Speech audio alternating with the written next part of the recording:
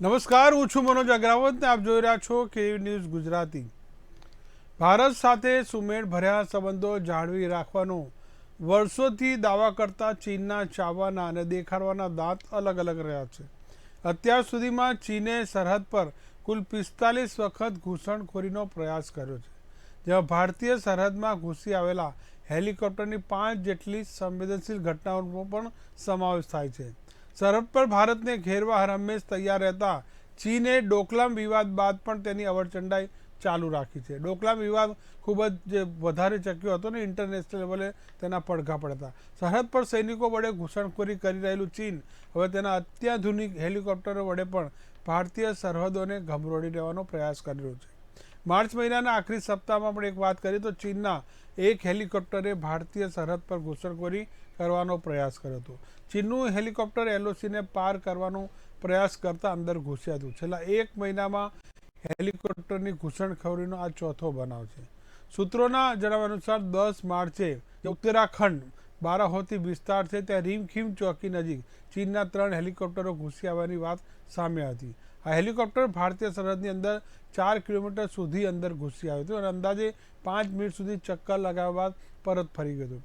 ભારતીય Tibet border પોલીસની વાત કરીએ તો તેમાં આઈટીબીપી આ મામલે કેન્દ્રીય ગૃહ મંત્રાલયને પણ રિપોર્ટ મોકલ્યો હતો. આ ઉપરાંત 8 માર્ચે લદ્દાખના ટ્રેક જંકશનમાં પણ 2 હેલિકોપ્ટર ભારતીય સરહદમાં ઘૂસવાનો પ્રયાસ કર્યો હતો. અંદાજે 18 કિલોમીટર સુધી ભારતીય ઉડ્ડયન ક્ષેત્ર વિસ્તારમાં આવેલા બંને હેલિકોપ્ટરો 5 મિનિટ સુધી ચક્કર લગાવતા રહેવાનો રિપોર્ટ પણ સામે આવે છે. 27 ફેબ્રુઆરીની વાત કરીએ તો ચીને લદ્દાખના દેપસાંગ અને ટ્રીગ હાઇટમાં 19 કિલોમીટર સુધી ઘૂસણખોરી કરી હતી. આ વિસ્તારમાં 2 ચીની હેલિકોપ્ટરે પણ ભારતીય સૈન્યદળોની ગતિવિધિ જાણવાનો પ્રયાસ કર્યો. ઉલ્લેખનીય છે કે ટ્રીગ હાઇટ અને દેપસાંગ વિસ્તારનું સુરક્ષાની દ્રષ્ટિએ વ્યૂહાત્મક મહત્વ રહ્યું છે. આથી ચીન વારંવાર એક ઘૂસણખોરીના પ્રયાસો કરતું રહે છે, પણ ભારતના જવાનો છે ચીનને જડબાતોડ જવાબ આપી રહ્યા છે. તાજેતરમાં રાહુલ ગાંધીએ જે લદ્દાખનો પ્રવાસ કર્યો અને બાદમાં તેમણે જે નિવેદન આપ્યું છે ચોંકાવનારું છે. તેમણે કહ્યું છે કે લદ્દાખમાં પશુ ચરાવવા પણ લોકો જઈ શકતા નથી. ચીની સૈન્યએ લદ્દાખમાં ઘૂસણખોરી કરી છે અને લદ્દાખમાં ચીની સેનાએ ગૌચર જમીન પણ આંચકી લીધી છે. લદ્દાખના લોકો તેમના દરજ્જાથી ખુશ નથી. લદ્દાખની જનતા પ્રતિનિધિત્વ માંગી રહી છે. બીજી તરફ બીજેપીએ પણ રાહુલનો જે જવાબ આપ્યો છે કે ચીનની પ્રોપેગેન્ડા મશીનરી છે રાહુલ ગાંધી. 2014 પછી એક પણ ઇંચ જમીન ઉપર ચીને કબજો કર્યો નથી. ચીને ભારતીય જવાનોની હિંમતના કારણે પીછેહટ કરવી પડી છે. દેશ નહેરુથી અને મનમોહનસિંહ સુધીના કર્મોનું ફળ ભોગવી રહ્યો છે. આ સમયે હજારો એકર જમીન પર ચીને કબજો કર્યો હતો.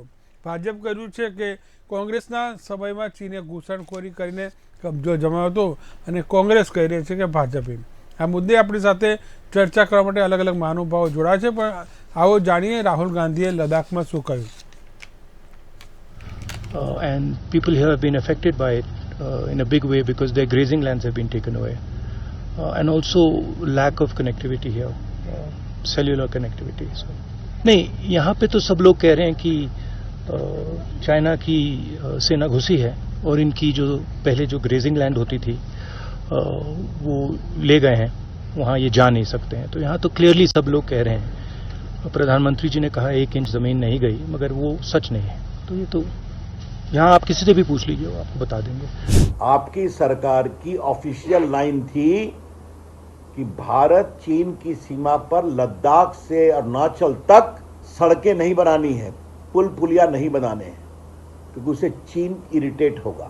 और आज देखिए मोदी जी की सरकार, लद्दाख से लेकर अरुणाचल तक सारी सीमा की सड़कें बन गई हैं, पुल पुलिया बन गए हैं, सेना की ट्रकें फराटे हुए दौड़ती हैं.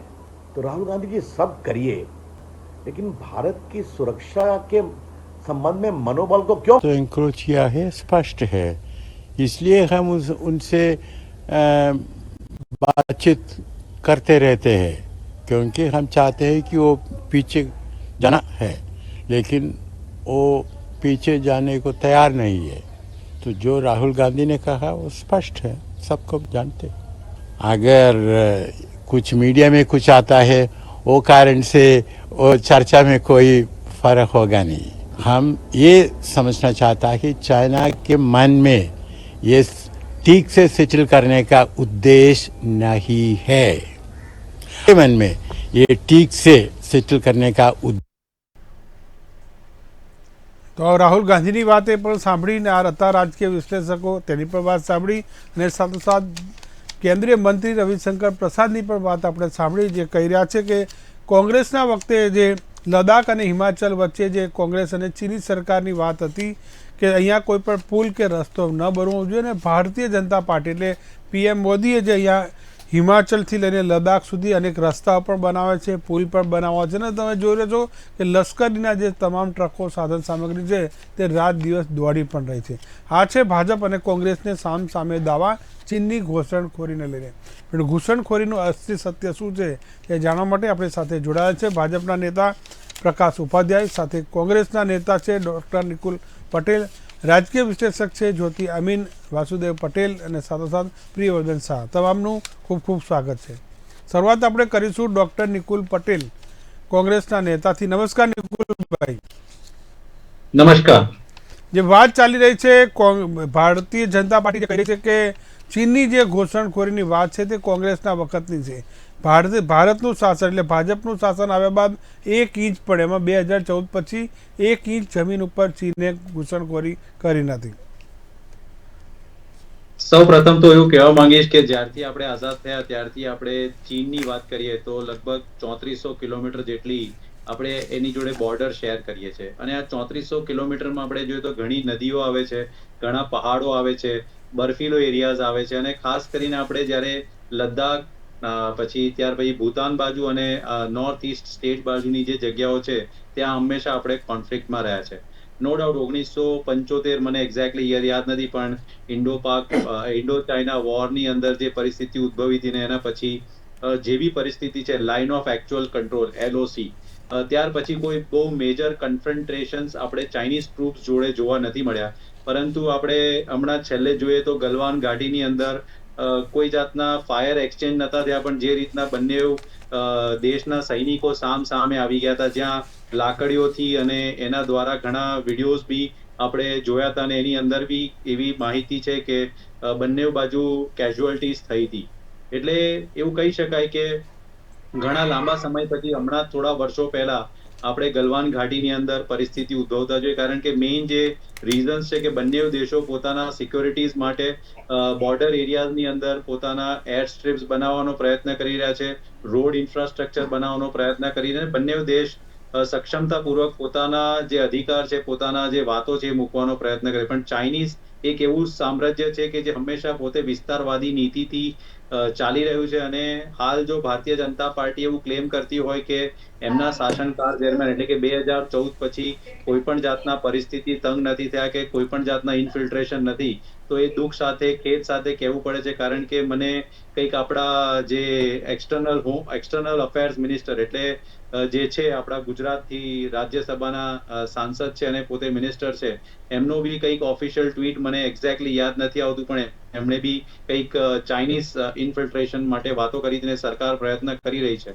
તો આ વસ્તુ એવી છે કે કોઈ દિવસ બંધ નથી થવાની કારણ કે આપણે ભલે કંઈ ના કરીએ પણ ચાઇનીઝ સામ્રાજ્ય એવું છે કે જે હંમેશા વિસ્તારવાદી નીતિથી રહ્યું છે અને હંમેશા પોતાના વિસ્તાર વધારવા માટે જે કોઈ બી દુષ્કૃત્યો કરે છે એ આપણે સૌની ધ્યાન પર છે. પણ આજે જ્યારે આપણા દેશનો સવાલ આવે છે તો આમાં ભારતીય જનતા પાર્ટી કે કોંગ્રેસ એવું ના હોવું જોઈએ પરંતુ એટલું જ હોવું જોઈએ કે આપણે સૌ ભેગા મળીને ધારો કે આ જે વિસ્તારવાદી નીતિવાળા લોકો છે એને કઈ રીતના રોકી શકીએ કારણ કે ચાઇના એક એવું દેશ છે કે જેને સામે આપણે અત્યારે સક્ષમતાપૂર્વક ત્યારે બી લડ્યા હતા ને અત્યારે બી લડી શકીએ છીએ પરંતુ અંદરની જે વાતો થઈ રહી છે ને તો ધારો કે વિપક્ષ તરીકે કોઈ ધ્યાન દોરવામાં આવે છે તો સરકારની પ્રાથમિક જવાબદારી છે કે એના પર ધ્યાન રાખી અને યોગ્ય કાર્યવાહી કરવામાં આવે નહીતર ખાલી વિપક્ષને શું કહેવાય ગાળો આપવાથી કે કોંગ્રેસના ટાઈમમાં આવું થવાથી આવું હતું એવું બોલવાથી કોઈ પણ જાતના ચાઇનીઝ લોકોને ફરક પડતા નથી.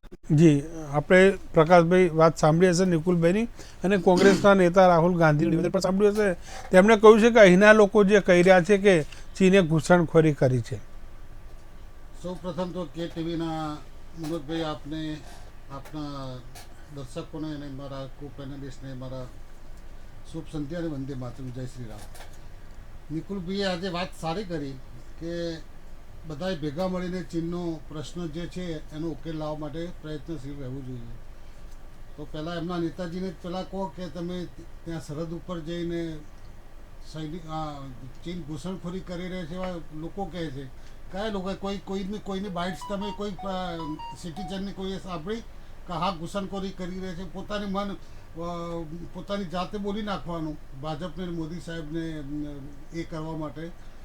તમે જુઓ જોન્સીબર્ગમાં દક્ષિણ આફ્રિકામાં જે મિટિંગ થવાની છે એમાં મોદી સાહેબ જવાના છે, કદાચ ચીનના વડાપ્રધાને જશે. પછી સપ્ટેમ્બરમાં G20ની મિટિંગમાં પણ આવી શકશે. એ પહેલાં તમારે રાહુલ ગાંધીને આ બધા વાક્યો આ બધા સ્ટેટમેન્ટ આપવાની જરૂર કેમ પડે છે મને ખબર નથી પડતી મનોજભાઈ. અને બીજી વસ્તુ કહું તમને કે તમે જુઓ કે જ્યારે રાહુલ ગાંધીજી ત્યાં આપણો દેશ નજીકના કલાકોમાં ગણતરીના કલાકોમાં ચંદ્રયાન ઉપર પહોંચીને દેશનું દુનિયામાં નામ રોશન કરવાનું છે. ત્યારે ચંદ્રયાન પર આપણે ચંદ્રયાન 3 ત્યાં ઉતારી રહ્યા છીએ ચંદ્ર ઉપર, અને રાહુલ ગાંધીના મગજમાં ચીનનો વાયરસ ઘૂસી ગયો છે એક જાતનો. એ મને ખબર પડતી નથી. અને બીજું કહીએ તો એક કહેવત છે બહુ ગામડાની કે શીરાનું શાક ના થાય, રાહુલ ગાંધી જેની વાત ના થાય. બધાનું શાક તમે કરી શકો કઈ વસ્તુ પડી હોય તો, પણ શીરાનું કદી શાક ના થાય અને રાહુલ ગાંધી જેની વાત ના થાય. આ જે 35,000 થી 40,000 આપણે તમારા ઘરની બાજુમાં કોઈ વધારે દિવાલ કરતો હોય, તમારે ઘેર દબાવતું હોય ને તમારા ઘરની જગ્યાએ 5 ઇંચે તો લાકડીઓ ઉડે છે સાહેબ. ખેતરમાં જો તમે જમીન 20 વીઘાના 2 હોય તો સકા 2 ભાઈના વચ્ચે જો વાડ કરવાનું આવે ને તો ધારિયા ઉડે છે જમીન. 35,000 થી 40,000 સ્ક્વેર કિલોમીટર જમીન 1962ના યુદ્ધમાં વખતે જવાહરલાલ ચાચા નહેરુએ આપી દીધેલી. એ નહીં ભૂલવું જોઈએ આપણે. અને એ જે જગ્યા છે એ જગ્યા ભવિષ્યમાં પણ આપણે મોદી સાહેબ અને આપણું મંત્રાલય એનડીએની ભાજપની સરકાર ભવિષ્યમાં વર્ષો આવતા ટર્મની અંદર એ પાછું લાઈને બતાવે છે. એ હું તમને દાવા સાથે ઠોકીને કહું છું.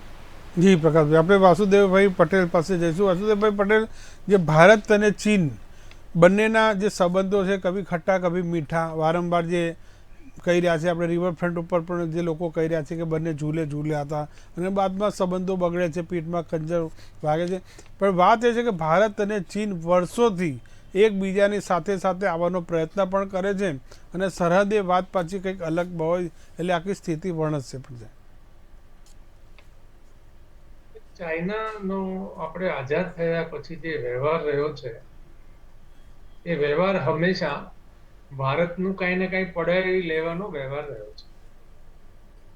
અને એ વ્યવહાર કોંગ્રેસના સમયમાં જે થતો હતો એની સામે નરેન્દ્રભાઈ જ્યારે વડાપ્રધાન નહોતા ત્યારે એમને લાલ આંખ કરીને એની સાથે વાત કરવી જોઈએ, એને બદલે કાગળો લખે છે એવું. એટલે એ આખી જે પ્રક્રિયા છે લાલ આંખ વાળી, કે લોકોને અપેક્ષા હતી 14 પહેલા કે લાલ આંખથી ચાઇના, કારણ કે આમાં શું છે કે દેશભક્તિનું પ્રગટીકરણ છે ને એ સાધારણ રીતે ચાઇના અને પાકિસ્તાન બેમાં જ થતું હોય છે ને. બાકીના દેશો ધારે શ્રીલંકામાં કઈ થાય તો એમાં દેશભક્તિ પ્રગટતી નથી, વધારે પાકિસ્તાનમાં પ્રગટે છે અને બીજી ચાઇનામાં, કારણ કે ચાઇનાએ વારંવાર આપણા પ્રદેશો પકડ્યા છે. અને જે તેની જે વખતે સરકાર કોંગ્રેસની સરકાર હતી ત્યારે પણ પર કબજો કર્યો છે. It's a fact. પણ એ સરકારો સ્વીકારતી હતી કે આટલું એને પડાવી લીધું અથવા તો આટલું આપણે એને જવા દેવું પડ્યું. બીજું એવું છે કે ચાઇનાની જે સ્ટ્રેન્થ છે એ સ્ટ્રેન્થ સાથે આપણી જે સ્ટ્રેન્થ છે એને સરકાર વચ્ચે સ્ટેટમેન્ટ, વિદેશ મંત્રીનું સ્ટેટમેન્ટ કે જેમ પાકિસ્તાન કરતા આપણે મોટા છે એમ આપણા કરતા ચાઇના મોટું છે, આ હેતુ જેવું. એટલે મૂળ વાત એવી છે કે ચાઇનાની જે સ્ટ્રેન્થ છે, ચાઇના જે રીતે પરેશાન કરી રહ્યું છે એની સામે ખરેખર આંખ કાઢવાની જરૂર તો છે. ભારત કઈ મિયાની મીંદડી થઈને બેસી શકે એવી સ્થિતિ નથી ભારતની. પણ સમહાવ 9 વર્ષથી એક પણ વખત ચાઇનાને ક્યાંય આંખ બતાવવામાં આવી નથી. ચાઇનાએ એટલા બધા નખરા કર્યા છે આ 9 વર્ષમાં, પહેલા કરતા હતા, એમાં કોઈ ઘટાડો ક્યાંય દેખાતો નથી. અને રહી વાત, માની લો કે આ જે ઘટના ઘટી છે જેની પર તમે ડિબેટ રાખી છે કે ઘૂસણખોરી થઈ છે, એટલે એ સરહદ પ્રાંત જે છે, પ્રાંત ઉપર એમનો પ્રવાસ થયો છે, લોકો સાથે વાત કરી છે. લોકોએ એવું કીધું છે કે અમારે ગૌચરમાં અમે જઈ નથી શકતા, ચાઇના વાળાના સૈનિકો છે. એટલે એનો અર્થ શું થાય? એનો અર્થ એવો, પણ ધારો કે એ વાત ખોટી છે, કહેવાથી નથી પતી જતું ને. સરકારની ફરજમાં આવે છે કે સ્થાનિક લોકો સાથે મળે, એના ગૌચરમાં નથી જઈ શકતા અથવા તો જવાની વ્યવસ્થાની જરૂર વ્યવસ્થા કરે, જો હોય તો આ સાબિત થવું જોઈએ ને. આ લોકોને દ્વિધામાં રાખીને બંને સામસામે આક્ષેપો કરશે અને પહેલીની સરકારોમાં આમ થયું હતું એમ કહેવું એ પણ ઠીક નથી. જે તે સમયે દેશના જે કોઈ નેતાઓ આવ્યા છે એ બધા જ દેશની સરહદોની સુરક્ષા માટે જ કામ કરતા આવ્યા છે. કરી ન શકે એ જુદી વાત છે, કારણ કે તાકતવર જ્યારે સામે દુશ્મન હોય છે ત્યારે મર્યાદા હોય છે. પણ આપણે જે ચાઇના સાથેનો જે વ્યવહાર રહ્યો છે, એની સાથેનો જે વેપાર, એટલું ઘૂસણખોરી ખાલી જમીન પર નથી, ઘૂસણખોરી વેપારમાં પણ થાય છે. અને વેપારમાં ચાઇનીઝ કંપનીને જે રીતે લાલ જજમો પથરાય છે, જે રીતે ચાઇના વાળા અહીંથી કમાઈને લઈ જાય છે, ચાઇના સાથેનો આપણો ઘટનો જે મોટો વેપાર છે, એમાં આપણે ક્યાં ક્યાં એવા પરિવર્તન કરી શકીએ જેથી ચાઇના એટલું મજબૂત ઓછું થાય ને આપણી મજબૂતાઈ વધે. એ દિશામાં વિચારવાને બદલે ચાઇના સાથેના વેપારના તમે આંકડા કાઢશો તો તરત ખબર પડશે કે લાલ આંખ છે કે લીલી આંખ છે, ધોળી આંખ છે. એટલે મૂળ વાત એવી છે કે ચાઇના સાથેના વ્યવહારમાં ભારતીય સરકારો અત્યાર સુધીની બધી, આ એક સરકારની બધી ઊણી ઉતરી રહી છે અને લાલ આંખ બતાવીને કામ કરશે એવી અપેક્ષા હતી. એટલે લોકોએ વિશ્વાસ કર્યો. પણ તમે લાખ આંખ બતાવો તો ચાઇના માટે એક સ્ટેટમેન્ટ અત્યાર સુધી ભારતના વડાપ્રધાન તરફથી જી વાતો થાય છે આમ તેમ વગેરે, પણ લાલ આંખ વાળું એક પણ સ્ટેટમેન્ટ. જી જી, બહુ અગત્યની વાત કીધી આપણે, ને આપણે પ્રિયોદન શાહ પાસે જઈશું. પ્રિયોદનભાઈ, વાત એ છે કે ભારત અને ચીનની દોસ્તી અને દુશ્મની, જે વાસુભાઈ કીધું કે વેપારમાં એકદમ ગાઢ દોસ્તી છે, અને ગાઢ દોસ્તી જરૂરી છે કારણ કે ચીનનો મોટો ભાગનો સામાન છે ભારતની ગલીએ ગલીએ, દરેક શહેરમાં, ગામડામાં વેચાઈ રહ્યો છે. વાત આપણે આયાત ઘટાડવાની, નિકાસ ઘટાડવાની જે વાત, જે ફોર્મ્યુલા પર મેક ઇન ઇન્ડિયાનો જે જન્મ થયો છે ને, ધીરે ધીરે ચાઇનાનો બહિષ્કાર કરવાનું લોકો તો કહી રહ્યા છે, પણ સરકાર પણ તેમાં મગનું નામ મરી પાડતી નથી કે ચાઇનાની વસ્તુનો બોયકોટ કરો. મુખ્ય વસ્તુ આપણે જો જોઈએ તો બધા દેશ પ્રેમની વાત કરે છે, પણ મોટા ભાગની ચીજો ચાઇનીઝ વાપરે છે, એટલે આને દેશ પ્રેમ કઈ જાતનો ગણવો એક નક્કી કરવું પડે. મુખ્ય બીજી એક વસ્તુ આપણે જો જોઈએ તો કારગિલનું યુદ્ધ થયું તો કારગિલ વાળી જમીન તો આપણી જ હતી, કારગિલ આપણું જ હતું, પણ એમાં આ લોકોએ બંકર બનાવી લીધા અને બધું થઈ ગયું. ત્યાં સુધી આપણને ખબર ના પડી. પછી આપણે યુદ્ધ બી કર્યું ને આપણે કેટલા જવાનો મરી ગયા અને આપણે અલ્ટિમેટલી પાછું લઈ શક્યા. પણ મુદ્દો એ છે કે ભાઈ આપણી જમીનમાં ઘૂસી જઈને બંકર ને બધું બનાવે ત્યાં સુધી આપણને ખબર નથી પડતી. એટલે આવી પ્રકારની એક સિસ્ટમ જે છે ને, એ આપણને એમ થાય કે ભાઈ આ ક્યાં ક્યાં બધી ખામીઓ ગણી છે. આખી સરહદનો મોટું 3400 કિલોમીટર, ભાઈએ કહ્યું એવી 3400 કિલોમીટરની સરહદ હોય ત્યારે સંભાળવું મુશ્કેલ પણ બનતું હોય. પણ જ્યારે આખી એક વસ્તુ ડેલિકેટ એટલા માટે કહેવાય કે ભાઈ આ પાકિસ્તાન અને ચાઇના જોડેની આપણી સિસ્ટમમાં આપણે આપણા લોકો અને સરકાર પણ સેન્સિટિવ છે. હવે વાત રહી ચાઇના જોડે ને, સાહેબે કહ્યું લાલ આંખ કાઢવી જોઈએ. ભાઈ લાલ આંખ કાઢીને કરવાનું શું એ તો કહો. ચાઇના આપણાથી દરેક ક્ષેત્રમાં 6 ગણું સ્ટ્રોંગ છે. એટલે મોદી સાહેબ એવા મૂર્ખ નથી કે ભાઈ સંબંધે બગાડે અને ઉપરથી દુશ્મની વધારવી. એ કંઈક ને કંઈક પ્લાનિંગ ચોક્કસ કરતા હશે, એવો તો વિશ્વાસ બેસે છે, કારણ કે એ છે ચાણક્ય અને એ ચોક્કસપણે 100% કોઈ પ્લાનિંગ કરીને ગોઠવણ કરતા હશે. અને એ જ આખી એક સાણા ચાણક્યની એ જે વાત આપણે કહીએ તો એ જ ચતુરાઈ હોવી જોઈએ કે ભાઈ રણછોડ નામ કેમ પડ્યું. જો ભગવાને પણ એમ કીધું કે ભાઈ જરૂર પડે ત્યારે છોડવું પડે, તો એ પ્રમાણે અત્યારે પીછેહટ નથી કરતા. આપણે જમીન આપી દીધી છે એવો ઇસ્યુ નથી, પણ બાકીની જમીન લેવા માટેનો પણ કોઈક વ્યૂહ ચોક્કસ ગોઠવાતો હશે. એક વાત સમજો કે ધારો કે આપણે કાશ્મીરમાં 370ની કલમ જે રીતે દૂર કરવામાં આવી, એવી રીતે કંઈક ને કંઈક પ્લાનિંગ અમિત શાહ છે, નરેન્દ્ર મોદી છે, એ લોકો ચોક્કસ કરતા હશે. બીજી વાત આપણે જોઈએ તો આપણે ત્યાં આ ઘૂસણખોરીની સિસ્ટમ છે. મને હમણાં જ એક ભાઈએ કીધું કે બાંગ્લાદેશી આવે છે તો 1500 રૂપિયામાં એને એન્ટ્રી મળી જાય છે. હવે તમે વિચારો કે આખી એક સિસ્ટમની અંદર કેટલા બાંગ્લાદેશીઓ ઘૂસી ગયા.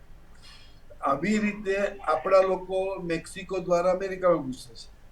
એટલે ઘૂસવાની પ્રક્રિયા એક એવી પણ છે કે જે લોકો રોજીરોટી માટે ઘૂસતા હોય છે અને ત્યાં સેટલ પણ થઈ જતા હોય છે.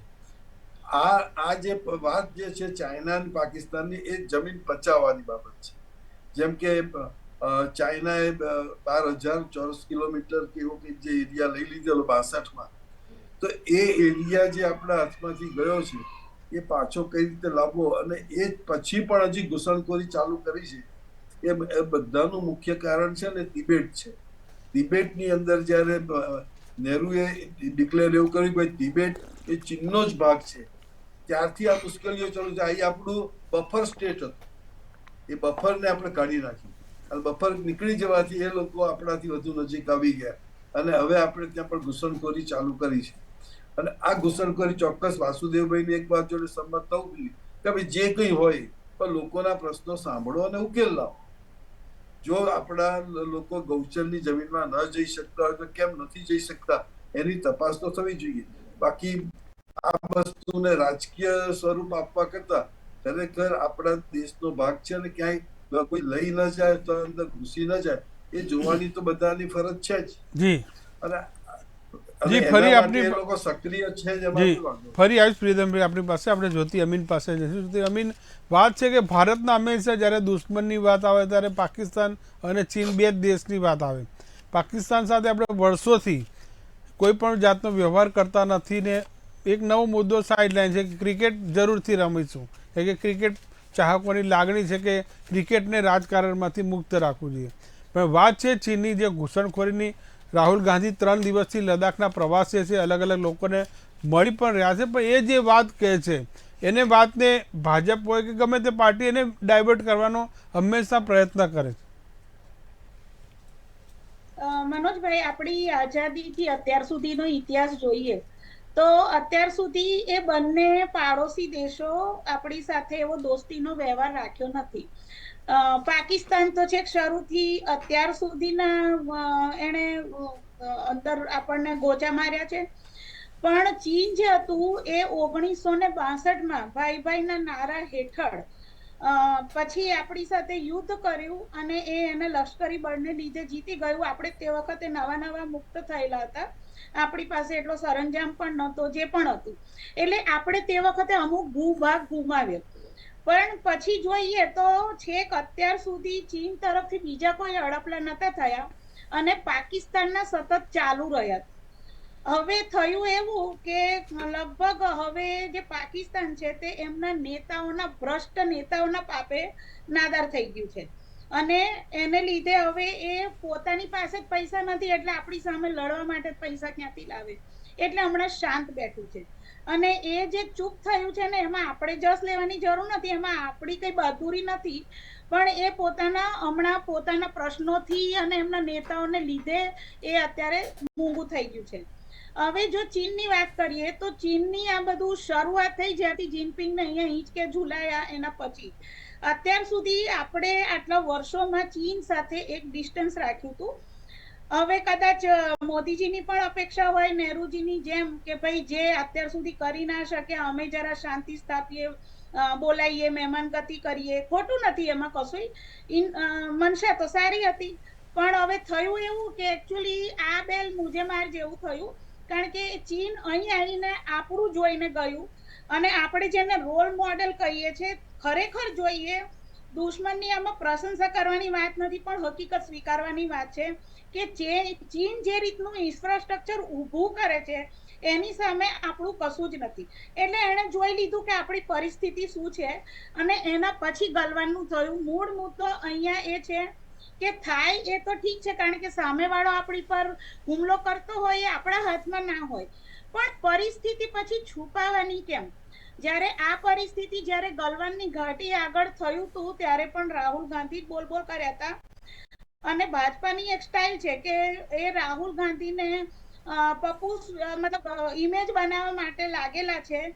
જો એ લોકો એવો આરોપ કરતા હોય કે ભાઈ અમારા મોદીજીને બદનામ કરે છે, તો એ લોકો પણ રાહુલને બદનામ કરે જ છે. એટલે હિસાબ સરબર. બીજું, જ્યારે પણ હોય ત્યારે 1962 ની આજથી 60 વર્ષ જૂની વાત કાઢીશું એવું સાબિત કરવું છે કે એ વખતે આપ્યો તો એટલે હમણાં જાય તો વાંધો નહીં, એ કહેવા માંગો છો? એવું તો હોય નહીં. તે વખત જે ભૂલ કહો કે આપણી લિમિટેશન્સ કહો, અને લિમિટેશન્સ હજી પણ છે.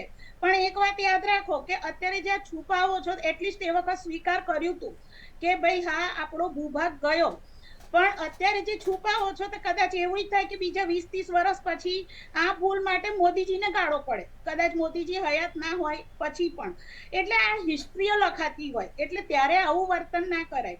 બીજી વસ્તુ એ છે કે જ્યારે ત્યાંની પ્રજા કહી રહી છે તો તમે પ્રજાની વાત તો સાંભળો. કે ભાઈ રાહુલે કહ્યું એ વાર્તા કરી કે ખરેખર કહ્યું, અને જ્યાં સુધી ઇન્ટેલિજન્સની વાત છે ત્યાંની પરિસ્થિતિ શું છે એનાથી અજાણ ના જ હોય, ના મોદીજી હોય, ના રાજનાથસિંહજી હોય કે ના અમિત શાહજી હોય. એટલે અજાણ કોઈ નહીં હોય પણ કબૂલ નહીં કરવાની વાત હોય છે. બીજી વસ્તુ એ કે સેનાની મનોબળ તોડો છો એવા સ્ટેટમેન્ટ આપે છે, પણ ખરેખર સેનાના મનોબળો કંઈ આવા નેતાઓના નિવેદનોથી નથી તૂટતા. સેના એટલી મજબૂત હોય છે પણ એમને એ લોકો ત્યાં બોર્ડર પર હોય છે, એમને સચ્ચાઈ ખબર હોય છે અને એમના મનોબળ આપણા સેનાના કોઈ દિવસ તૂટે નહીં. એટલે આવા સ્ટેટમેન્ટ આપીને કે સેનાના મનોબળ ઓછું કરો છો, એવું તો ખરેખર તમે લોકો મનોબળ ઓછું કરો છો. એટલે સેના એટલી કાચી નથી કે કોઈના વિધાનથી તૂટી જાય, એ કહેવા માંગુ છું.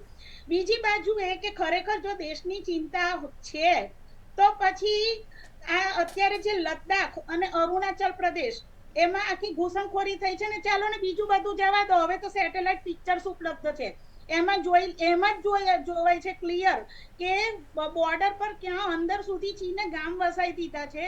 અને આપણે વાત માનીએ તો ફિંગર 7 સુધી પહેલા આપણું પેટ્રોલિંગ જતું હતું, હવે ફિંગર 4 સુધી જઈ શકે છે. એટલે 3 ફિંગર સુધી આપણે પીછેહટ કરવી પડી છે અને એ સ્વીકારાયું છે. એ હવે અત્યારે સ્વગડતા ભૂલાઈ જવાયું છે, પણ આ છે ને બહુ આમ ટ્રીકી બોલતા હોય છે.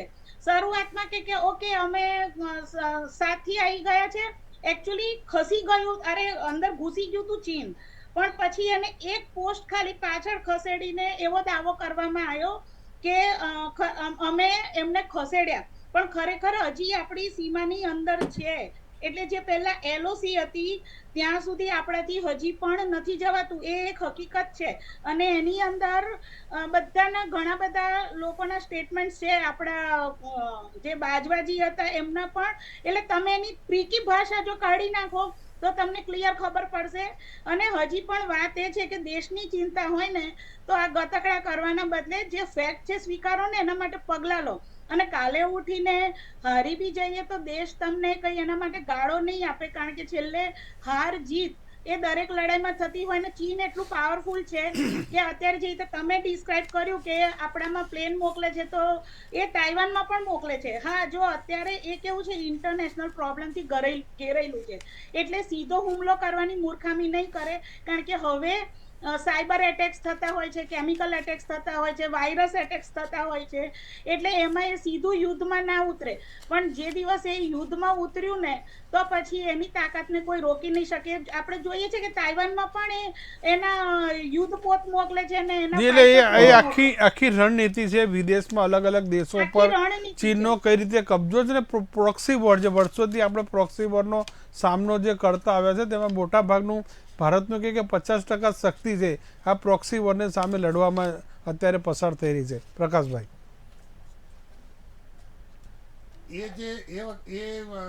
અમારા જ્યોતિબેને કીધું ને કે એ વખતની ભૂલ હતી ને એ બધી વાગોળવાની ના હોય, એ બેન ભૂલ ના કહેવાય, એને મૂર્ખામી કહેવાય.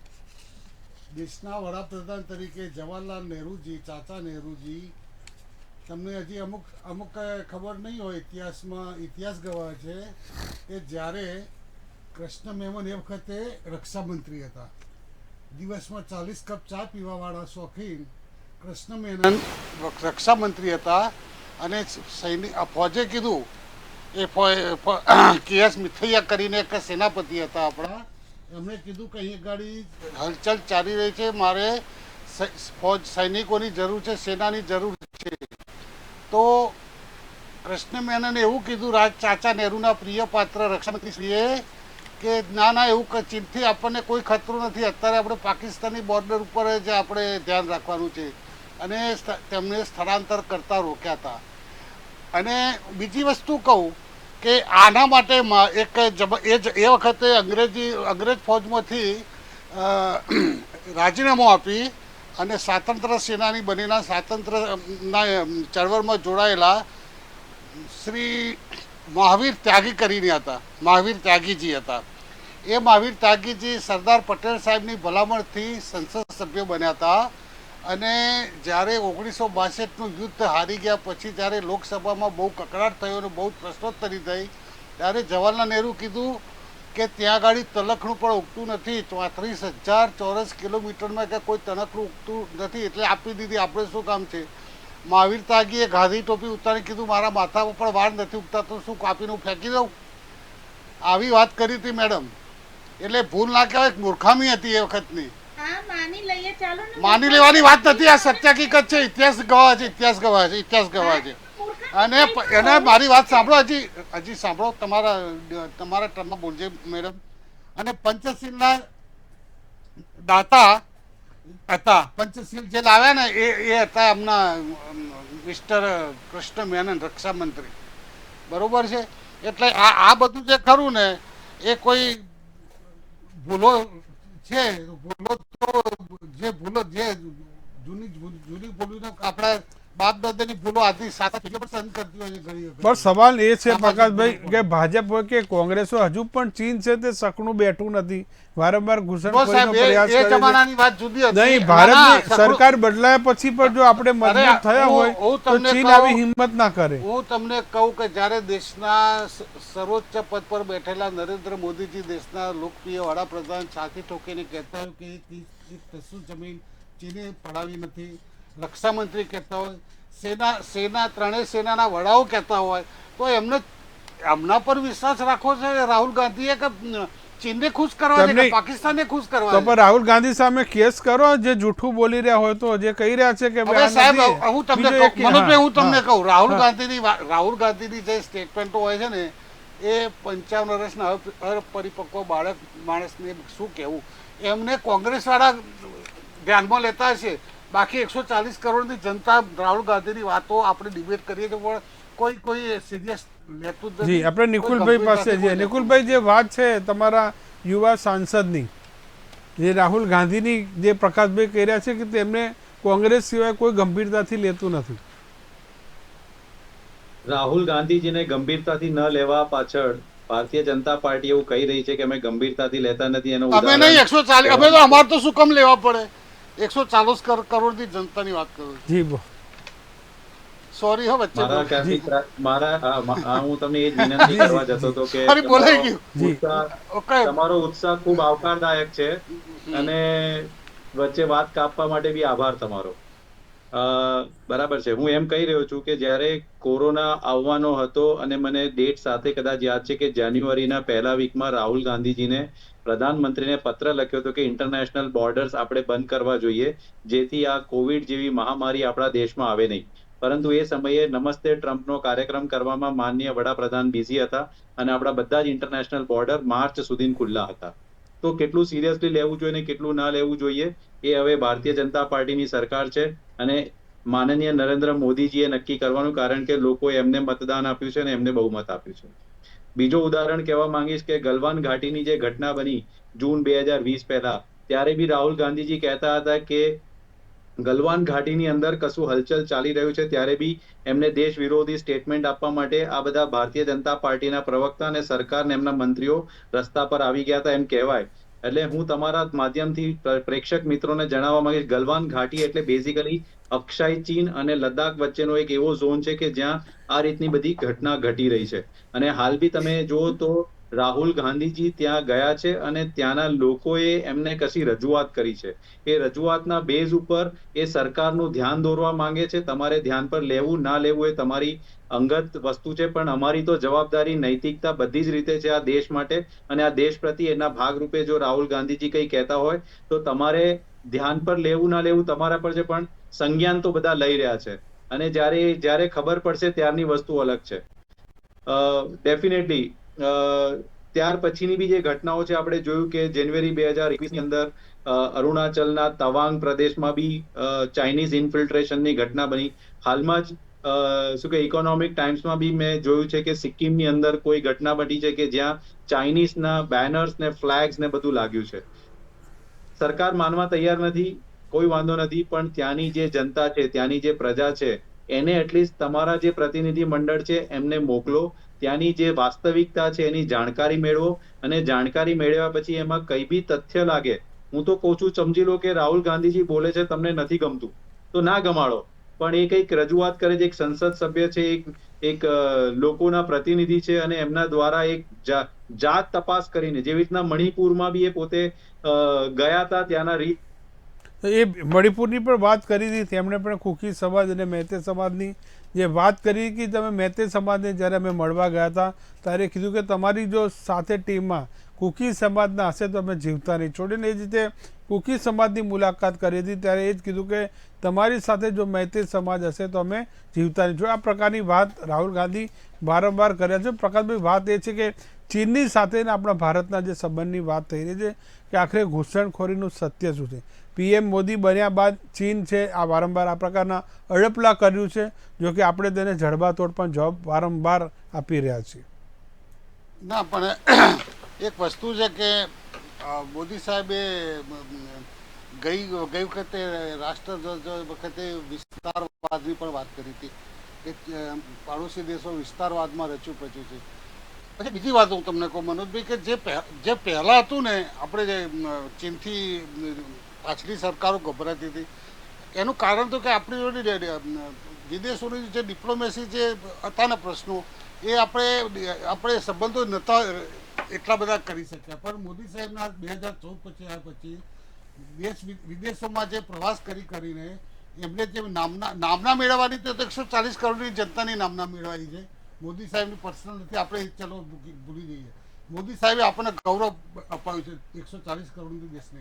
પણ બીજી વસ્તુ કે બીજા બધા જે દેશો છે, યુરોપ ખંડ કે અમેરિકા ખંડ, એશિયા ખંડના જે બીજા રાજ્યો હોય, પાકિસ્તાન, ચીનને બાદ કરતા ભારત દેશને બધા જોડે એટલા સંબંધો કેળવ્યા છે કે એટલે ચીન એટલે અત્યારે આપણી જોડે યુદ્ધ કરતા પણ ખચકાશે. એને કરવું હશે તો પણ નહીં કરી શકે, એને પણ ડર છે. નહીં, ચાઇનાને ડર છે કે કારણ કે ભારત એ પહેલો ભારત નથી, આ નયા ભારત છે.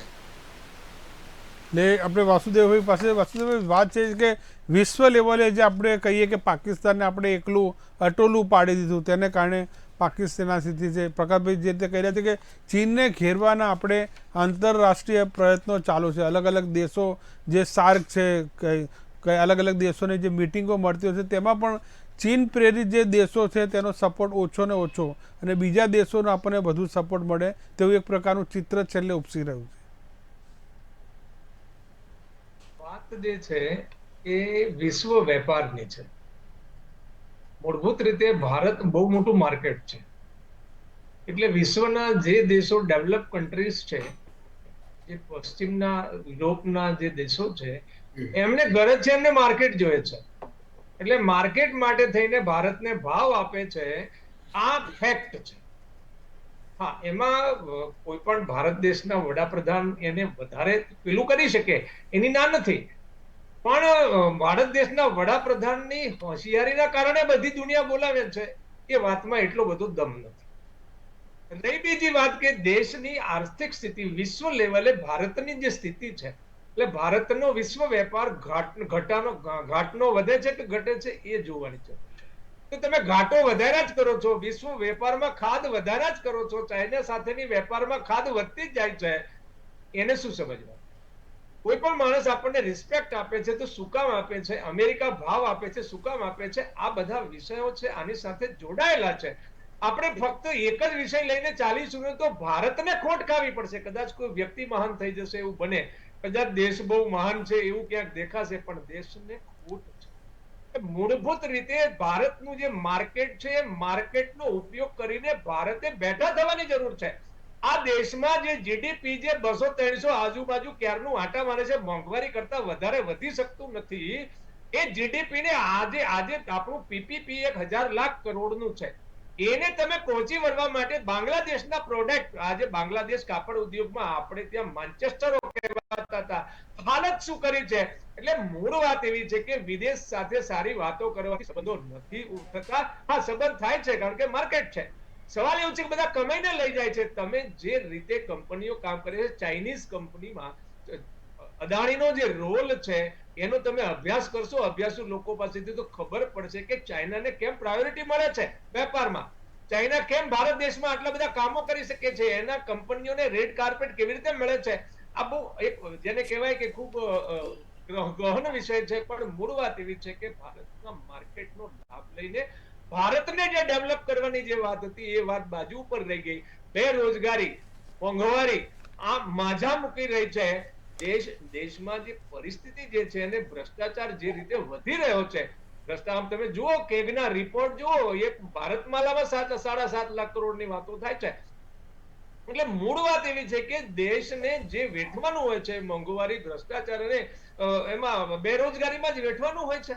હવે એમાં એ આખો વિષય છે, એ આમાંથી આપણે ખરેખર કાઢવાની જરૂર છે. દુનિયામાં આપણે આપણી પ્રોડક્ટ બનાવીને ટેક્સેશન સિસ્ટમ બદલવાની જાય છે, એ દિશામાં કશું કરતા નથી. અને ઉપરથી તે સરકારી કંપનીઓ ચલાવી નથી શકતા એટલે પછી અદાણીને વેચીએ છીએ. આ જે બધા વિષયો છે એ સમય, એટલે ખાલી ઘૂસણખોરી વિદેશીઓની ખાલી બોર્ડર ઉપરનો સવાલ નથી.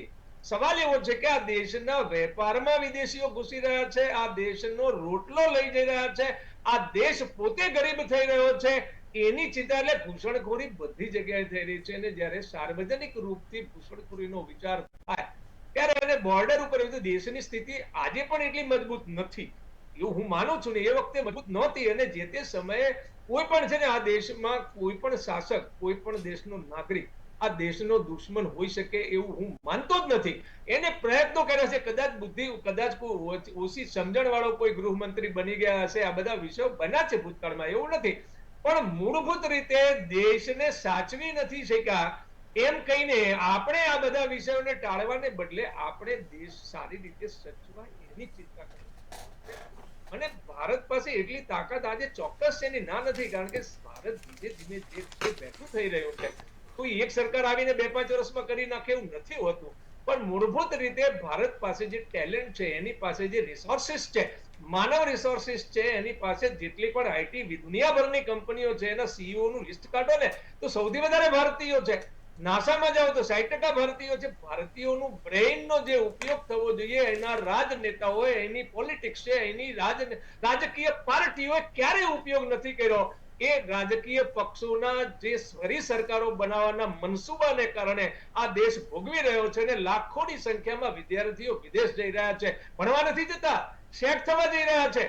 ભણવાનું તો દુનિયાભરમાં કેટલું ને ક્યાં છે બધાને ખબર છે. અમે પણ ખૂબ ભણેલા છે એવું નથી. પણ મૂળ વાત એવી છે કે આ દેશની ખરા અર્થમાં જે ચિંતા કરવાની જરૂર છે, એની જગ્યાએ રાજકીય પક્ષો પોતાની સરકાર બને 5 વર્ષ પછી એની ચિંતા કરીને જે ચલાવે છે, આ મોટો દુઃખ વિષય છે.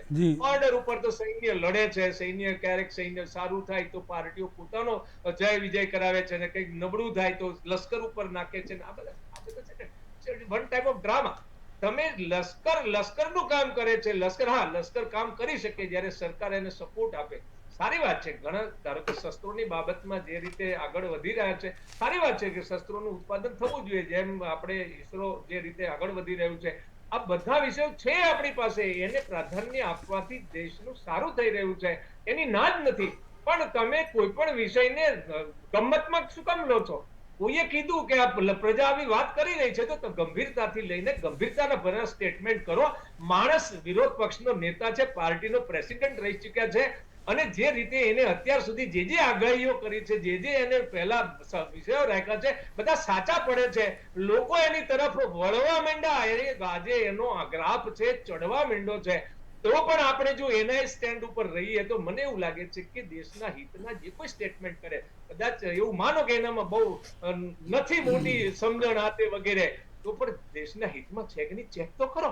એમણે તમે તરત જ કે એનામાં કઈ દ્રષ્ટિ નથી ને એમનામાં આમ છે ને તેમ છે ને. એટલે ચીનની આપણે પ્રોપેગેન્ડા મશીનરી બતાવીએ છીએ. તાજેતરમાં જ એક પ્રેસ કોન્ફરન્સ ભારતીય જનતા પાર્ટીએ કરી હતી. ન્યૂઝ ક્લિક નામની જે કંપની કે જે ચીની ફંડિંગ કરી રહ્યું છે, અને તેમાં પણ રાહુલ ગાંધીની આડકતરી રીતે નાખવાનો પ્રયાસ પણ કરાયો હતો. આપણે પ્રિયવર્ધનભાઈ પાસે છું. પ્રિયવર્ધનભાઈ, લદ્દાખ જે અત્યારે કેન્દ્ર શાસિત જે પ્રદેશમાં નાખવામાં આવે છે, પણ એક થોડા સમય પહેલાં આપણે ભૂતકાળમાં થોડું 6 મહિના પહેલાં સોનમ વાંગચુક કે જે ત્યાંનો લદ્દાખનો સૌથી મોટો આંદોલન કરતાને એક જેના પર પિક્ચર પણ બન્યું હતું 3 ઇડિયટનું, એ સોનમ વાંગચુકે પણ આ જે કેન્દ્ર શાસિત પ્રદેશ બન્યો તેનો વિરોધ કર્યો હતો કે ત્યાંના જે ઉદ્યોગો તે એટલી ઝડપી ત્યાં વિકાસ જે થઈ રહ્યો છે તેને લઈને ત્યાંની જે કુદરતી સંપદા છે તે નાશ પામી રહી છે અને તેને 14 દિવસ ભૂખ હડતાલ પણ કરી હતી.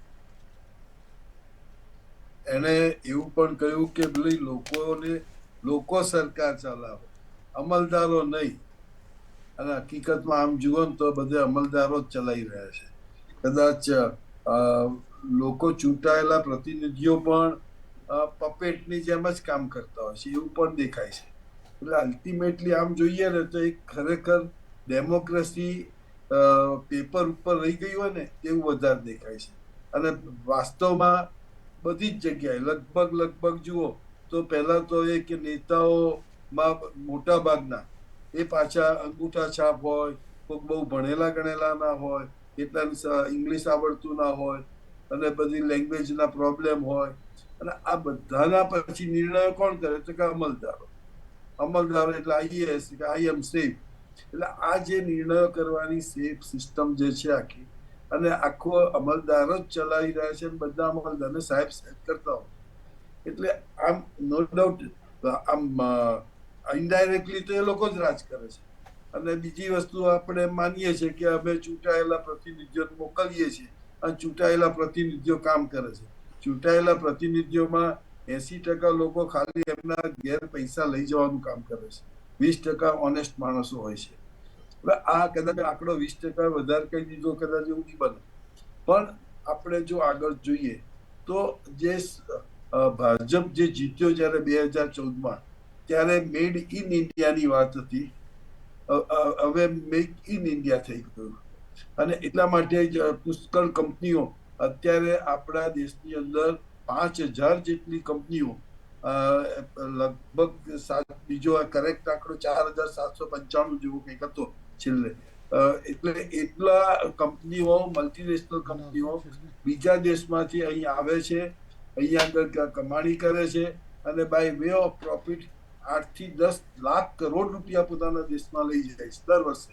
એટલે we are becoming actually poor. આપણા જ દેશમાં આપણો જ માલ આપણને વેચીને પૈસા કમાય છે. હવે આપણે એમ કહીએ છીએ કે એક કંપની આવે એટલે રોજગારી મળે, પણ એક કંપની આવે છે ને 100 જણને રોજગારી આપે અને સામે 10,000 બેકાર કરે છે. એટલે આ કોઈ જોતું નથી. અને એટલા માટે આ બધી વસ્તુ પણ વિચારવાની થાય છે. બીજી વસ્તુ વાસુદેવભાઈએ જે કહ્યું કે વાત બરાબર છે કે ભાઈ દેશની અંદર દેશની પ્રાયોરિટી હોય અને દેશ માટે બધું કરવાનું હોય, પણ અલ્ટિમેટલી જ્યારે ચૂંટણીલક્ષી પ્રાયોરિટી બની જાય છે ત્યારે દેશને નુકસાન જ થતું હોય છે. અને આ પ્રાયોરિટીને બદલવાની પણ એક ખાસ જરૂરિયાત છે. મોંઘવારી કોઈ રીતે કંટ્રોલમાં આવી રહી નથી, મોંઘવારીની કોઈ વાત કરતું નથી, બેરોજગારીની કોઈ વાત કરતું નથી. અને અલ્ટિમેટલી આપણે જોઈએ છીએ કે લોકો હેરાન. એક MBA થયેલો છોકરો કે એન્જિનિયર થયેલા છોકરાને જો ક્લાર્ક બનવું પડે તો એ રોજગારી આપી છે એવું ના કહેવાય. એને યોગ્ય વેતન મળવું જોઈએ અને યોગ્ય કામ કરવાની તક મળવી જોઈએ. આ નથી. અને એટલા માટે જે આપણું બ્રેઇન ડ્રેઇન થઈ રહ્યું છે વિદેશોમાં. અને તમે જુઓ પુષ્કળ, હમણાં તો ન્યૂઝપેપરમાં એક હતું કે રોજના 2500 વિદ્યાર્થીઓ અહીંથી ફોરેન જઈ રહ્યા છે. હવે આ કેટલા બધા વિદ્યાર્થીઓ જાય, અને આખું બધી જગ્યાએ કેનેડા છે, ઓસ્ટ્રેલિયા છે, ન્યુઝીલેન્ડ છે, અમેરિકા છે, બધી જગ્યાએ આપણા વિદ્યાર્થીઓ. હવે ઇવન આ યુક્રેન જેવામાં જો આપણા આટલા બધા વિદ્યાર્થીઓ હતા, એ શું બતાવે છે? આમ તો યુક્રેન એટલું ફેમસ નામ નથી, છતાં પણ ત્યાં એટલા બધા હતા. રશિયાથી માંડીને બધા દેશોમાં આપણા લોકો જાય છે અને ત્યાં આગળ કાયમી સેટલ થઈ જાય છે. આપણને એકચ્યુઅલી આ બ્રેઇન ડ્રેઇનના હિસાબે ઘણું નુકસાન થઈ રહ્યું છે અને એનો આપણને અફસોસ થવો જોઈએ, જે થતો નથી. આપણે એ વિચારતા નથી કે આપણે આજે લાખો રૂપિયા ખર્ચીને આપણે તૈયાર કરેલો છોકરો ત્યાં આગળ જઈને એમના માટે કમાણી કરે છે. એટલે અને રોકો આપણને જી ઉપરથી આપનું કદાચ આમ જી બેઠા આપ બેઠા આપણને લૂંટવાનું કામ જી આપનું કહેવું છે કે આ યુવાધનને રોકવું ખૂબ જ જરૂરી છે. એમણે જે અભ્યાસ કર્યો છે, જેમની પાસે સ્કિલ છે, તેને દેશમાં જ આ પ્રકારનું કામગીરી મળવી જોઈએ અને તેને પ્રોત્સાહિત કરવા જોઈએ. નિકુલ પટેલ પાસે જઈશું આપણે. જી નિકુલભાઈ, તમે જે કહેવા માંગતા, પછી જ્યોતિબેન પાસે. હા, એટલું જ કહેવા માંગીશ, જે રીતના વાસુદેવભાઈ કહી રહ્યા છે, બીજા પેનલ મેમ્બર કહી રહ્યા છે, બોર્ડર ઉપર તો ઇન્ફિલ્ટ્રેશનનો પ્રશ્ન છે, પણ જે લોકલ કંપનીઝ છે, હું એક જ કંપનીનું ઉદાહરણ આપવા માંગીશ, the PMC projects India private limited, જેની ઓનરશિપ જે છે એ ચાંગ ચિંગ ટિંગ, જેને મોરિસ ચાંગ તરીકે બી ઓળખાય છે, અને તેઓ ચાંગચુંગ લિંગના પુત્ર છે.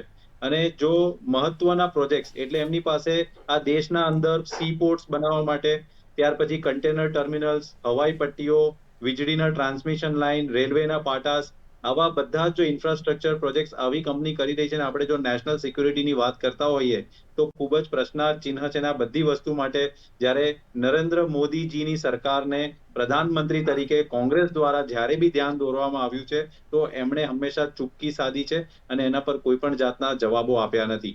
આ કંપની કોની છે, કોણ એના ડાયરેક્ટર છે, કોના સંસર્ગમાં ચાલે છે, એનું નામ મારે કહેવાની જરૂર નથી, કારણ કે સૌને ખબર જ છે. જી જ્યોતિબેન.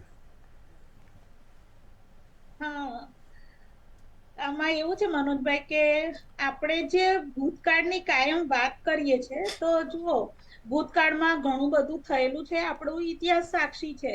મોગલો આયા, અંગ્રેજો આયા, એ પછી આપણો આઝાદી પછીના જે નેતાઓ હતા, હવે એમને ભૂલ પણ કહી શકાય પ્રકાશભાઈના શબ્દોમાં, ચાલો ને મૂર્ખામી માની લીધી. પણ એ શેના માટે હોય કે એની ભૂલોમાંથી આપણે શીખવાનું છે કે શું નથી કરવાનું. ઇતિહાસ એટલે ભણાવવામાં આવે છે, કારણ કે જે વાત 100-200 વર્ષ પહેલા જતી રહી, અત્યારે જાણીને શું ફાયદો? એ એક જ ફાયદો કે આપણે શું નથી કરવાનું એ શીખવાનું છે. તો અત્યારે શું છે કે એને ફક્ત આક્ષેપ માટે એ વસ્તુ વાપરવામાં આવે છે. હવે ફક્ત આક્ષેપો કરીશું તો શું અત્યારની પરિસ્થિતિ બદલાઈ જવાની છે? મારો કહેવાનો અર્થ એ છે ને, એ જમીન તો આપણે ગુમાવી, પણ એમને ગુમાવી હતી એટલે આપણે બી પછી થોડી ગુમાવીએ તો પછી અમને કહેવાનું નહીં, એ રીતનું છે. બીજી વસ્તુ એ કે અત્યારે જે વાત ચાલી રહી છે કે ભાઈ ચીન અત્યારે આપણીથી ડરે છે એટલે હિંમત નહીં કરે, એ વસ્તુ નથી. કારણ કે ચીન આ કોરોના વાયરસને લીધે આમ પણ બદનામ થઈ ચૂક્યું છે આખી દુનિયામાં.